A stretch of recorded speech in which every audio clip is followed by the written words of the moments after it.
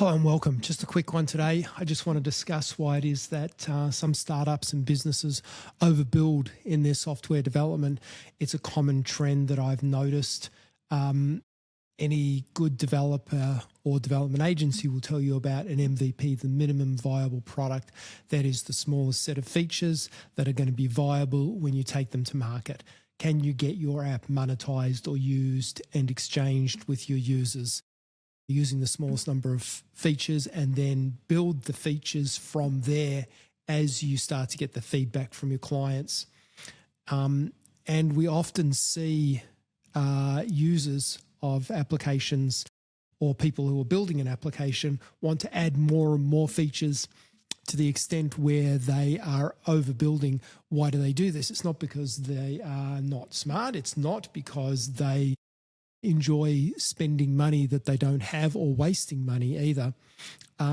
It's because there's an inherent risk. If I don't build this feature, is that the one crucial thing that my users are going to want and I didn't give them, and so they don't continue to use the product? There is a fear around that. Overbuilding is a very tempting thing, especially these days when a new feature might really just be one additional prompt and some testing to add a feature to your application. But just because it's easy doesn't mean you should do it. It also gives you, when you have that, you set out to build a piece of software, you've got this roadmap, we call it the backlog, all the things that you want to build or all the things that you know need to be done on the application. And it gives you a sense of certainty. It gives you a sense of stability. I know exactly what it is that I'm going to build. I know exactly how long it's going to take me to build those things. And here's the rollout I'm going to do.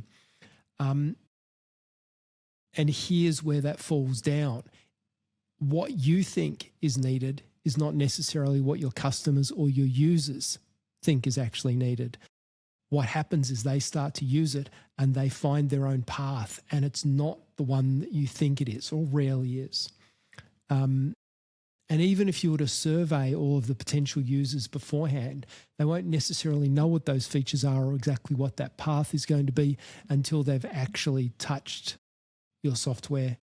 And then they'll figure out a path through it and they'll figure out what the barriers are to getting things done smoothly. In other words, build something, get it to market, let people know that it's incomplete, let people know that there is more to come, and get their feedback. What do they want?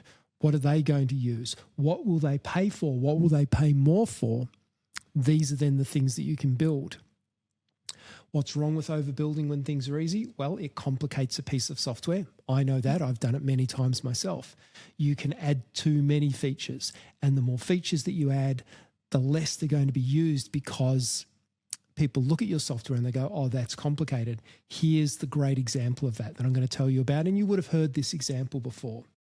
For many, many years, decades, the number one unrivaled leader in word processing was Word. And sure, they still have large market share, but not as much as they used to. I mean, it was 90+%, I would think, for a long period of time. And the software got more and more complicated over time. In fact, a survey was done, and I can't remember the exact year, and you can look this up, but a survey was done to users of Word, and the question was, what features do we need to build? So that sort of open-ended question. What feature would you want to use that isn't there that we should build for you? And, the answers that came back were all things that were already in the software. It's just people didn't know. They were hidden inside menus. They were hidden inside layers. They were hidden behind icons that had no meaning to people. And so they never discovered these things were there. They weren't obvious. They weren't front and center. Along came Google and Google Docs. And what did they do? They built an MVP. They built the smallest number of features possible that would get people starting to use the product. And they haven't added a whole ton of features since then. There is many, many things that are missing from Google Docs that are in Word, but it doesn't matter because you don't use them. You don't need them. Even if you might think you'll use them one day, they're just not necessary. And so Google Docs have generated enormous market share. And there's other reasons for that as well, like the way they've bundled it into their business suite and so on. But you could say the same for Word. So that's a good lesson for you. So an MVP is not just how do I build a small product that can ship fast. It's what is the thing that my users are going to actually start using and then be willing to give me feedback about. Building less is actually the right way to go. I hope that's helped you today. Maybe it's helped you to think of something in your business or your startup that's going to be helpful. If you've got any questions for me, feel free to drop me a line. You can DM me anytime you like. I'm always available and I'm more than willing to answer your questions. Thank you.